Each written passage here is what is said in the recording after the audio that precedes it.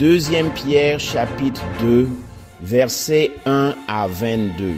Mais il y avait aussi de faux prophètes parmi le peuple, comme il y aura parmi vous de faux docteurs qui introduiront insidieusement des hérésies de perdition, reniant même le Seigneur qui les a rachetés, attirant sur eux une ruine soudaine. Et plusieurs suivront leur voie pernicieuse, et par eux la voie de la vérité sera calomniée. Par cupidité, ils trafiqueront de vous avec des paroles trompeuses.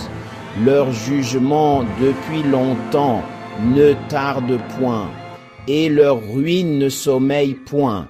Car si Dieu n'a pas épargné les anges qui ont péché, mais les a précipités dans les abîmes de ténèbres et les a livrés à des chaînes d'obscurité pour être réservés au jugement, s'il n'a pas épargné l'ancien monde, mais a sauvé Noé, 8e personne, prédicateur de la justice, lorsqu'il fit venir le déluge sur le monde des impies, s'il a condamné à la destruction les villes de Sodome et de Gomorrhe, en les réduisant en cendres, les donnant comme exemple aux impies à venir.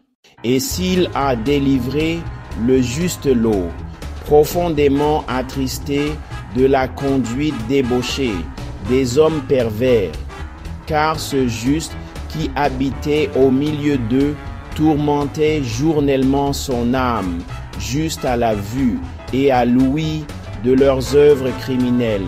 Le Seigneur s'est délivré de l'épreuve les hommes pieux et réservé les injustes pour être punis au jour du jugement.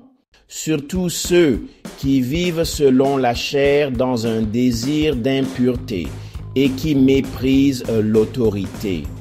Audacieux et arrogants, ils ne craignent pas d'injurier les gloires célestes, tandis que les anges, supérieurs en force et en puissance, ne portent pas contre elles de jugement injurieux devant le Seigneur.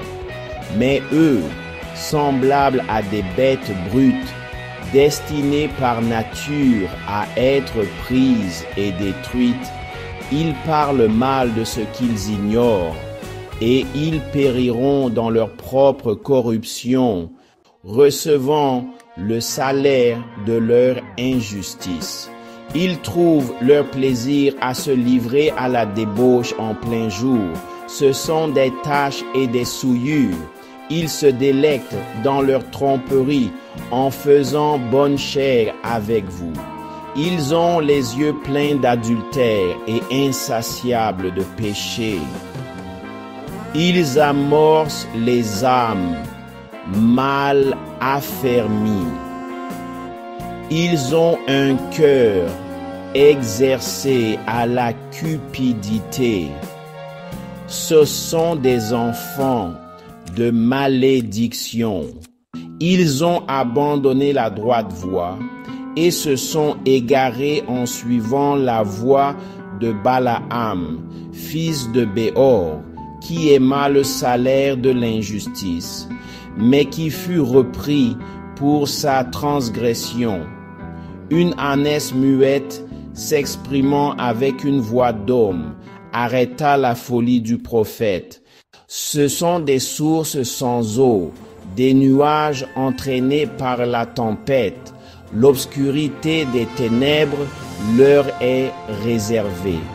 Avec des discours enflés de vanité, ils amorcent par les convoitises de la chair, par les dérèglements, ceux qui viennent à peine d'échapper aux hommes qui vivent dans l'égarement. Ils leur promettent la liberté quand ils sont eux-mêmes esclaves de la corruption, car chacun est esclave de ce qu'il a vaincu. En effet, si après s'être retiré des souillures du monde par la connaissance du Seigneur et Sauveur Jésus-Christ, ils s'y engagent de nouveau et sont vaincus. Leur dernière condition est pire que la première, car mieux valait pour eux n'avoir pas connu la voie de la justice que de se détourner après l'avoir connu du saint commandement qui leur avait été donné. Il leur est arrivé ce que dit un proverbe véridique. Le chien est retourné à ce qu'il avait vomi, et la truie lavée s'est vautrée dans le bourbier.